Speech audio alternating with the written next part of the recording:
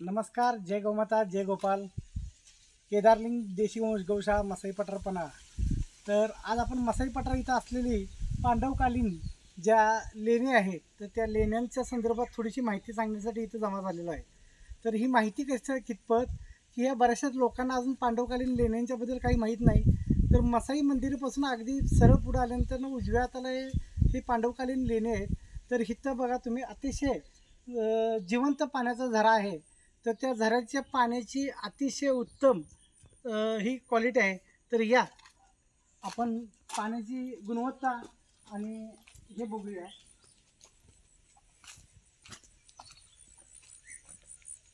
तर ही आपल्या मसाई पठाराला जी पांडवकालीन लेणी आहेत तिथं ही पाण्याचा स्रोत आहे. हा नैसर्गिक स्रोत आहे. तर ह्याच्यावरती कुठल्याही प्रकारचं बोर किंवा असं मारलेलं नाही आहे. हे अगदी जमिनीच्या भूगर्भातून येणारं नैसर्गिक पद्धतीचं पाणी आहे.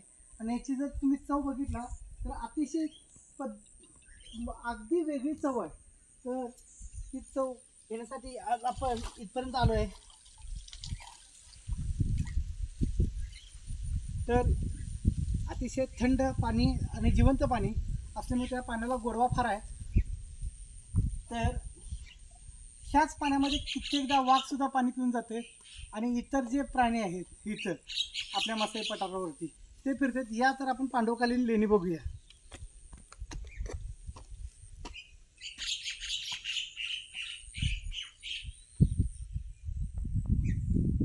तर आता आपण बघू शकताय हा पांडवकालीन लेण्यांचा बाहेरचा जो एरिया आहे आणि हा आत्ता इतका सुंदर आहे तर त्या काळात किती सुंदर केला असेल आणि हे बनवण्यासाठी कित्येक दिवस किंवा कित्येक वर्ष लागले असतील.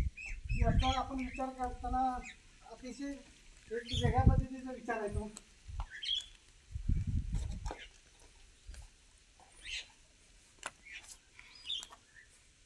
तर हे आत्ता सध्या काही वन खात्यानं दुरुस्तीचं काम केलेलं आहे.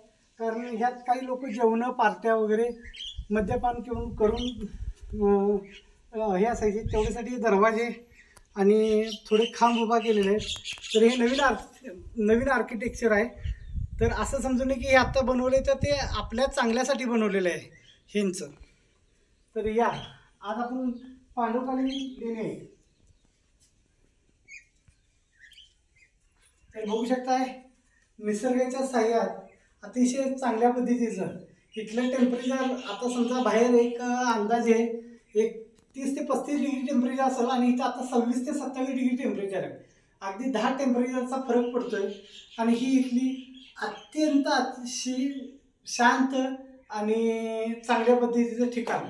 तर इथं भरपूर लोकांनी यावं, ही पांडवकालीन लेणी बघावीत, निसर्गाचा आनंद घ्यावा आणि कोणत्याही प्रकारची इथं वाईट म्हणजे मद्यपान करून किंवा इतर कुठल्याही गोष्टी करू नयेत असं आवाहन करतो आपण केदारलिंग गौशाळेमार्फत. आणि पुन्हा एकदा जय गोमाता, जय गोपाल.